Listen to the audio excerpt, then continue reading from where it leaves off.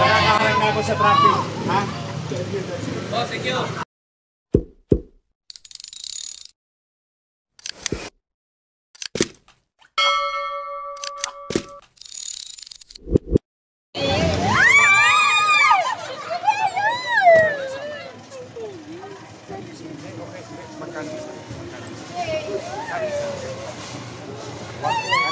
Naabangan namin kayo, Mayor.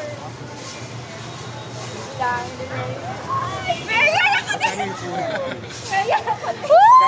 Mayor! Nakita rin sa personal. 3,000 lahat to. 5,000. 5,000. O ito. Mayor, ito! Hindi. Wala. 5,000. Ito. Ilan na lang yan. Sa'yo, ilan yan?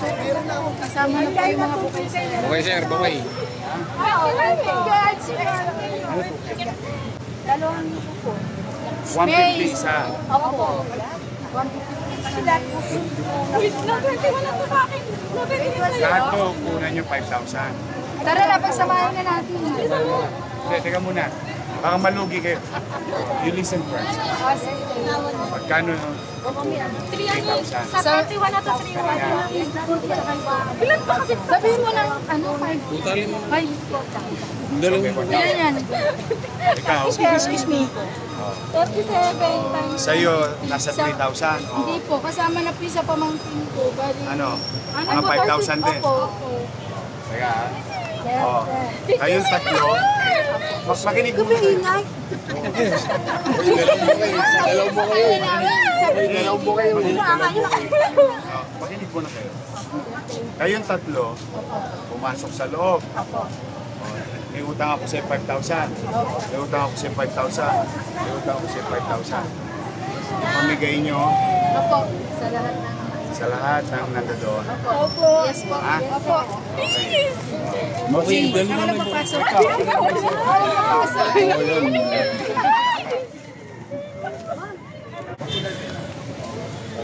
5,000.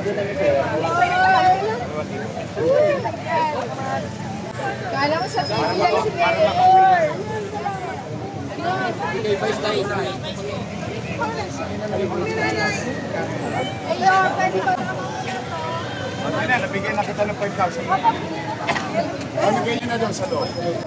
Pamigay natin sa sombrero mo. Hey!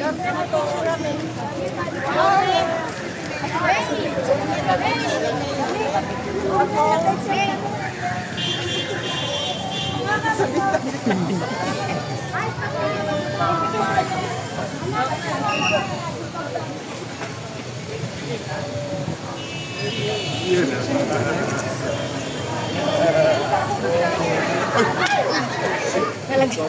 Sorry. Oh. Morning. Eh, ba't nag-meet ka?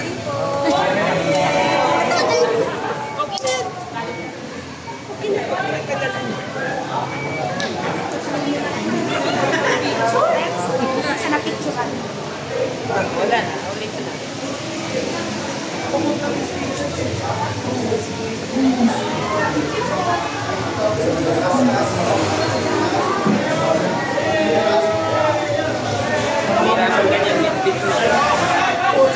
Sombrero. Para hindi ka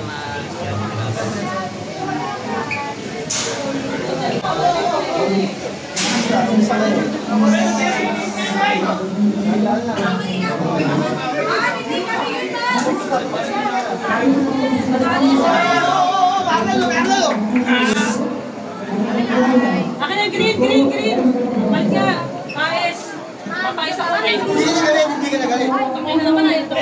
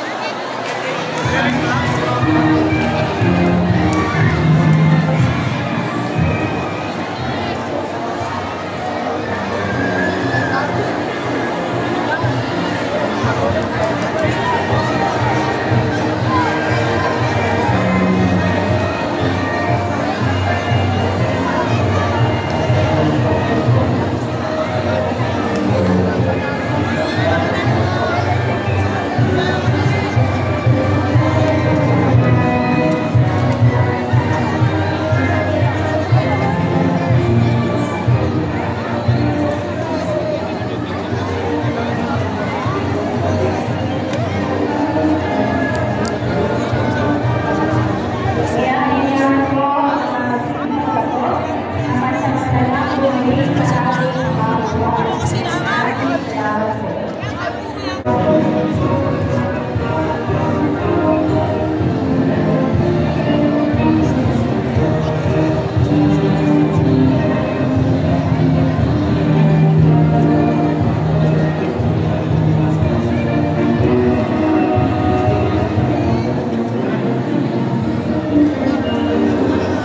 Muli, ang lahat po ay inangayahan.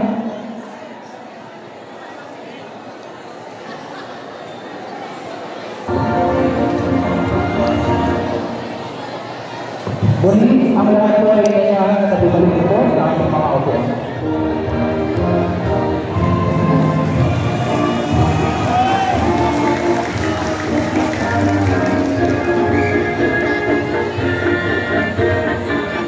Tayo po ay magbigay daan sa katahimikan at kaayusan. Maraming salamat po. Upang formal na ipakilala sa atin ang ating panauhing pandangal, malugod ko pong inaanyayahan ang ating pandistritong supervisor. Muli, pinatawagan ko po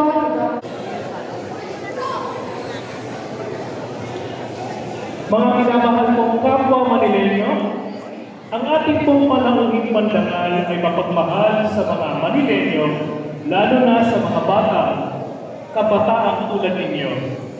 Kitang-kita po ang buong mundo, ang suporta niya upang iangat ang kalagayan ng lungsod ng Maynila, lalo na sa larangan ng edukasyon. Sa panahon ng pandemya, nagawa po ang lungsod ng Maynila sa suporta nito sa edukasyon ng Gawad Educampion for Learning Continuity Innovation noong ika-3 ng Hunyo 2022. Buong karangalan ko pong ipinakikilala at kilala na ng lahat ang ama ng lungsod ng Maynila, Tagalang-Dalang Francisco Isko M. Dumagoso.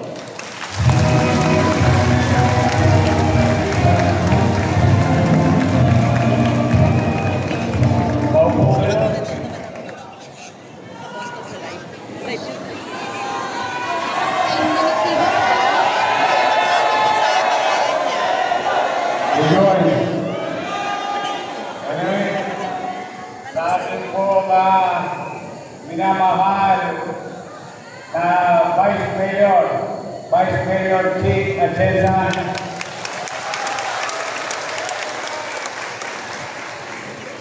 Binibining Lea Pa, Nanunungkulang Pinuno ng ALS,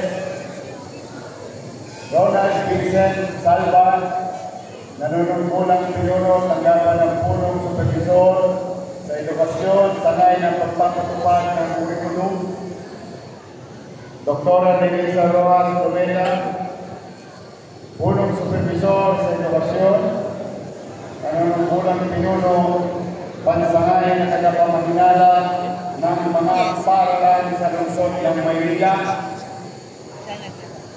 mga supervisor ng programa sa edukasyon, pag-distritong supervisor, punong guro, elementarya at sekundarya na may mga asin pa. Galing nga yung mga principal natin. Mga dalawang guro at guro ng ALS. Mga excited na magulang. Nay, anong ulam? Magandang umaga sa mga parents na nandito. Mga kapag-anak natin magbabaw. Well, sa mga bata, well, I'm happy for you.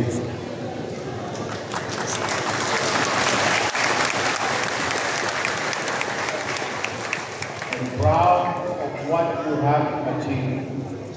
Hindi nyo inalintana ang kahirapan ng buhay to pursue learning and having a tool to confront the reality of life. Sa mga bata na nandito,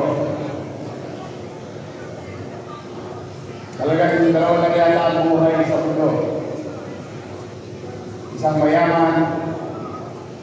isang mahirap can never be equal. I think that's the balance of nature in human society.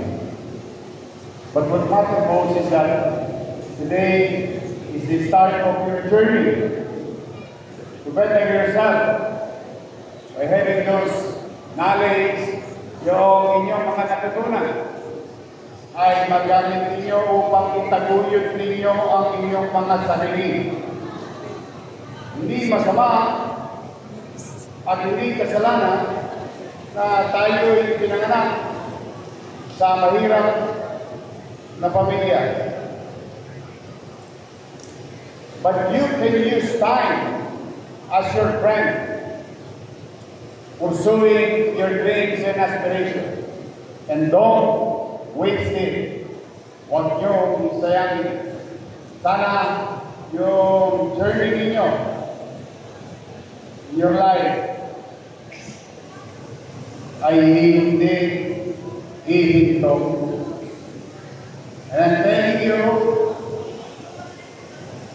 by example, mga batang nakinig. Yung nanay ko, mataas ang pangarap sa akin. Ang sabi sa akin ng nanay ko, kailangan daw makatapos ako ng high school. That's the maximum. Sabi niya, malaki nawa ang kaluluwa ng nanay ko, nakaka-birthday lang. Sabi niya, paano ikaw nakagraduate ng high school stat? Stat kasi yung malaya. Sa mga taga-tundo, alam yun, mga kapitbahay. Sabi niya, kapag ikaw tapos ang high school, at least hindi ka na magpapasa ng dyaryo pabaliktad. Can you imagine dreams ng nanay mo? Napakataas.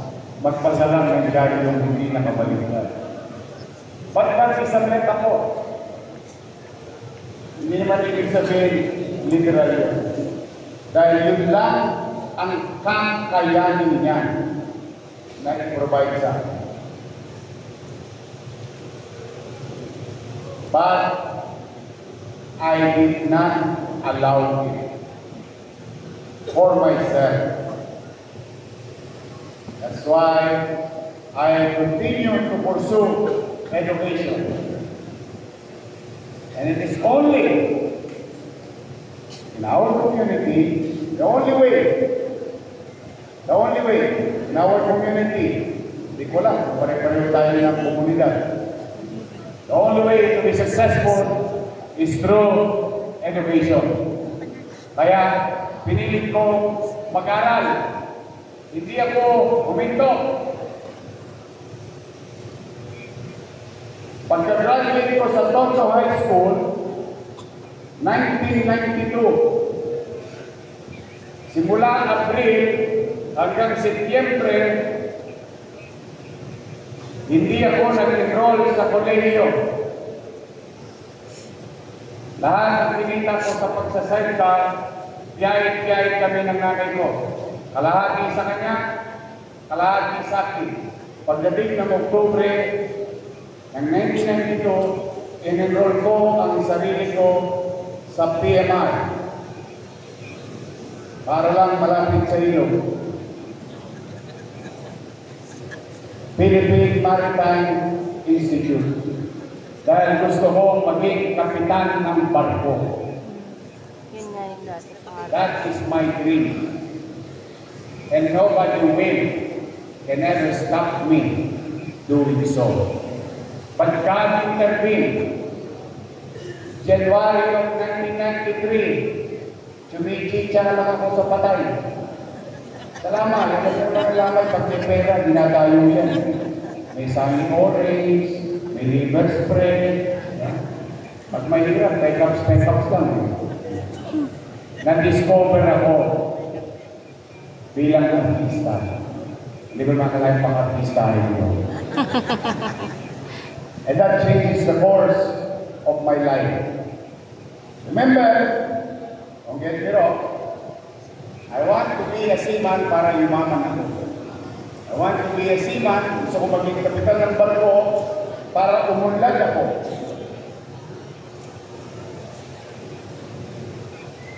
And the only way to achieve it is through education.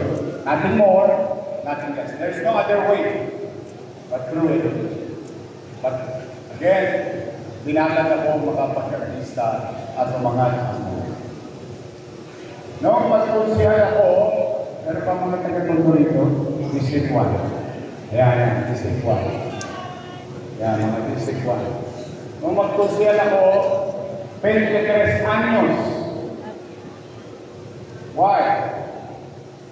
In my own little way, I want to give back to my community. Siyempre, nang mantikaan na yung dati ko, sarap buhay na. Panyang-ganyan na ka lang. May shopping ka na. So, I really wanted to serve. Pero nakutya ako after kong manalo. Salamat sa mga taga-tundo. Kahit high school finish ako, pinoto nila ang media.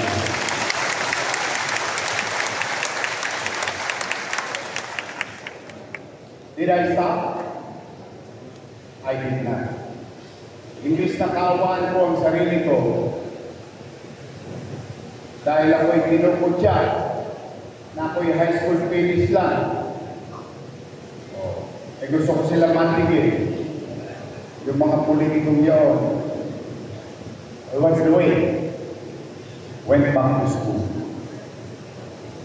Nakapagtapos ako kolehiyo, nakapagkalugasya ako ng konti, executive program here, executive program there, all over the world. Yet, now today, we are together. Maybe some of you will be in the same situation that I have. Kaya sa mga bata na nandito, huwag kayo susuko. Sino mag-aakala? Sidecar boy, basurero, pwede maging mayor ng Maynila.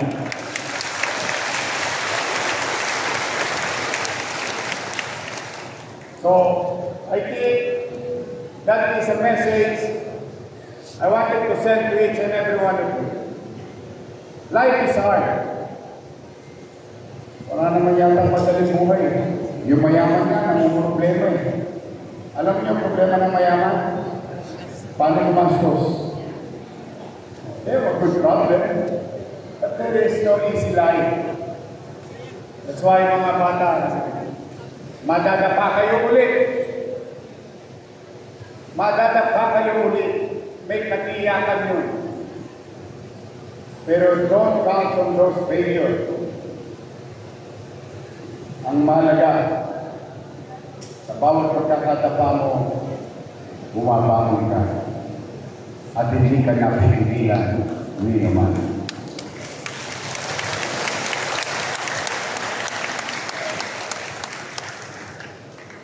So, today, I wish God that will guide you and bless each and every one of you of blessings and opportunity.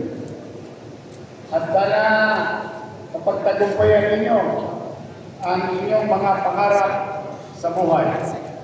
Huwag nyo lang susukuan. And today, sa lahat ng graduates, can you please stand up?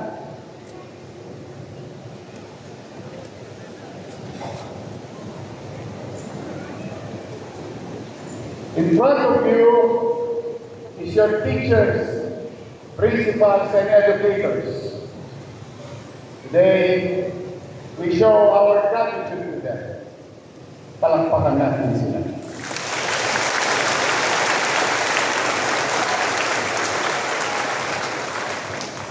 At harapin natin ang ating mga magulang.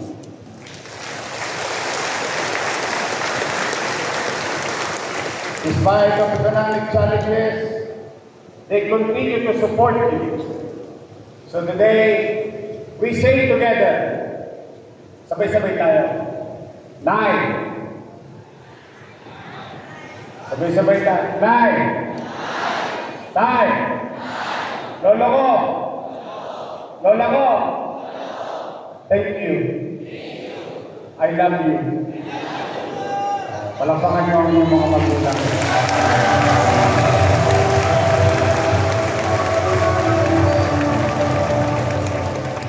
Paupo na kayo.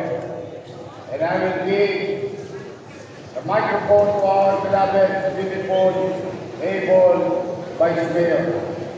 But before that, again, nawa, loobin ng Diyos na mapagtagumpayan ninyo ang landas at tatahakin nyo sa darating na araw, linggo, buwan at taon. Pagpalain nawa kayo ng buong may kapal. Manila! God first. Thank you.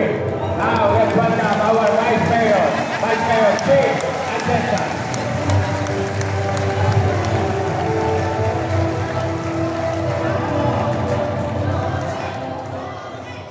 Sa ngalan po ng alternatibong sistema ng pagkatuto, kami po ay tautugan at papasalamat sa inyo magalang-galang Francisco M. Lugogo, ang mga lungsod ng Maynila para po sa inyong tunay na makabuluhan at nagbibigay ng inspirasyong mensahe. Ang inyong pong mga salita ay tunay na nagbigay sa amin ng inspirasyon, pag-asa at bagong pananaw para sa kinabukasan. Muli, maraming salamat po sa inyong pagdalo. At sa puso po ito, upang ipakilala ang ating dalawang panauwing pandangal, aking pong tinatawagan ang nanguparang pinuno ng alternatibong sistema ng pagkatuto, Pinipining Lea B. Pang. Ikinagalang po ang ipakilala ang hindi na iba sa atin na batang Manileño rin mula sa angkan ng mga lingkod bayan sa lungsod ng Maynila, anak ng dating punong lungsod na si Mayor Nito Atienza at ang ating paglingkod sa ating lahat, ang ating kagalang-galang sa pangalawang punong lungsod ng Maynila, kagalang-galang Angela Lady Atienza.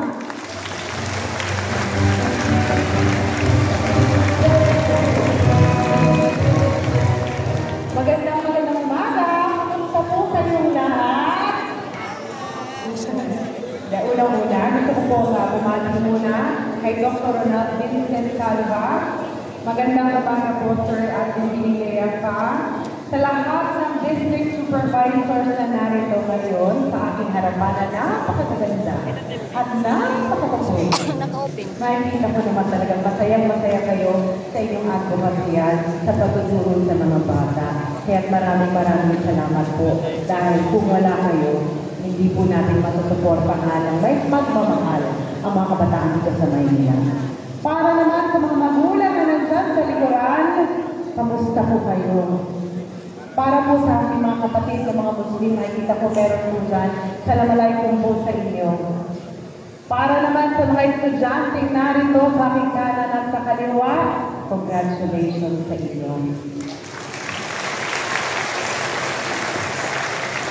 Para po sa lahat ng mga guro na narito, alam niya ako rin na isang misyonaryo, although hindi full-time, pero ginagamit ko ang pag-ibig ni Alcalde for missionary work. At alam ko, kayo rin, meron kayong puso ng misyonaryo sa pagtutulong sa mga bata dito sa Maynila. Kaya dahil dyan, maraming salamat po. Para sa mga magulang naman na narito ngayon, maraming salamat rin dahil sinusuportahan nyo ang inyong mga anak. Dahil kung wala kayo, hindi tayo ang puno sa puso ng mga anak ninyo. Kaya dahil sa inyo, magiging maganda na ang kinabukasan ng mga kabataan dito sa Maynila. At para naman sa mga nag-graduate ngayong umaga, tinitingnan ko kayo, nakikita ko, mataas ang pag-asa na magtagumpay kayo sa buhay. Dahil alam ko, nagpupulsi kayo na matapos para magawa ng paraan ng pumuti ang buhay ninyo. Alam niyo, sa totoo lang, naniniwala ako sa tadhana. Nanalo nga ako dahil sa tadhana. Kaya huwag na huwag niyong kakalimutan na magtiwala sa inyong kakayanan na lumaban sa buhay. Pero pag kayo'y nangihina na at nawawala ng pag-asa, huwag niyong kalilimutan na magdasal sa Panginoon. Dahil naniniwala po ako na ang Panginoon naghahanap ng mga tao na gustong lumaban sa buhay at ibigay sa Kanya ang glory pagkatapos na siya ay mabiyayaan. Hindi natin kailangan maging magaling. Ang kailangan natin ang kagustuhan ng ating puso na magamit ng Panginoon para makatulong sa ating kapwa. Kaya kahit ano paman ang piliin niyong landas sa buhay balang araw, huwag ninyong kalilimutan na ibigay ang lahat ng iyong puso at lahat ng iyong kakayanan para sa Panginoon. At dahil doon alam ko magtatagumpay kayo, kaya lagi niyong panghahawakan yun.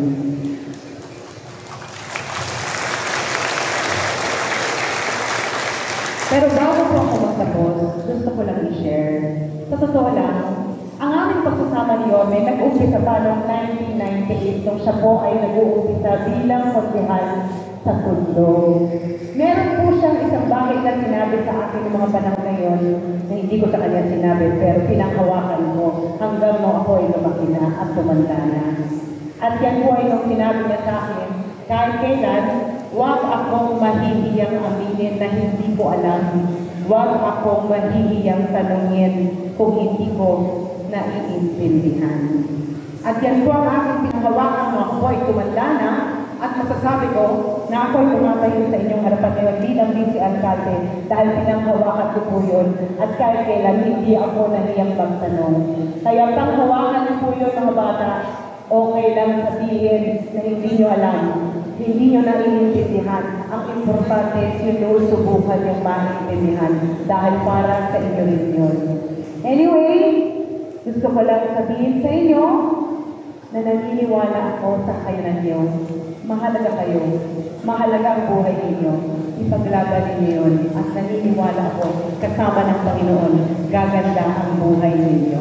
Maraming salamat po sa inyo. Maraming salamat po sa inyong mensahe kagalagala, Angela Lane Atienza, pangalawang punong lungsod ng Maynila. Bago po natin ipagpatuloy ang pamamahagi ng sertipiko, bigyang daan po muna natin ang pagbuha ng larawan kasama po ang ating punong lungsod ng Maynila at pangalawang punong lungsod ng Maynila. Kasama po ang mga punong guro, pandistritong supervisor, at ang mga mag-aaral at mga magulang.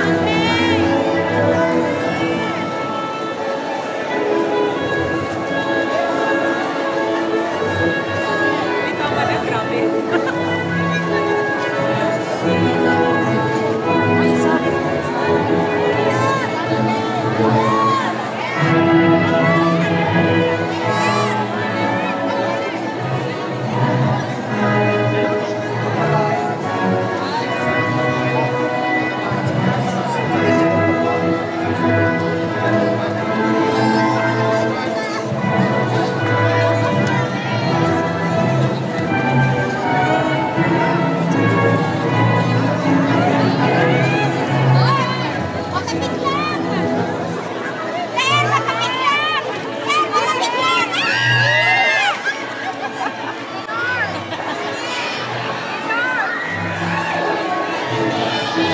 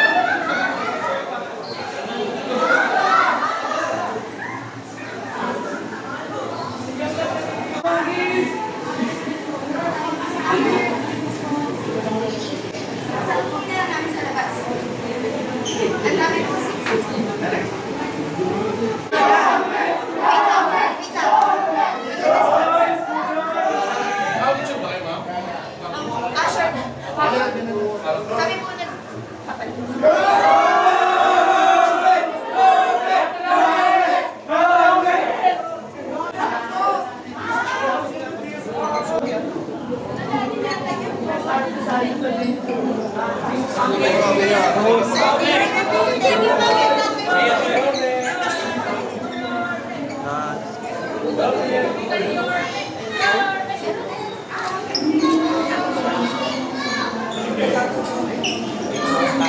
Sabay!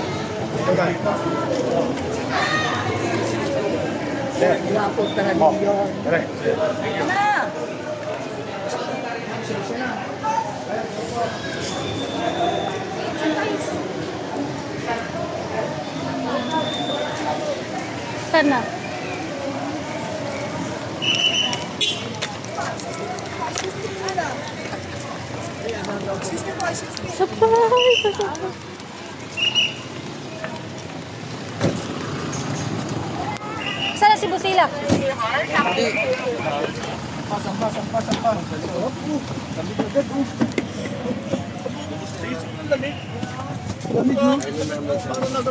Nasa bagyo lang tayo, sir, ha? Saan si Busila? Ikaw mausap sa akin, sir. Andun yung asawa niya. Lalagyan ko lang insecurity ako ni Yorme, sabi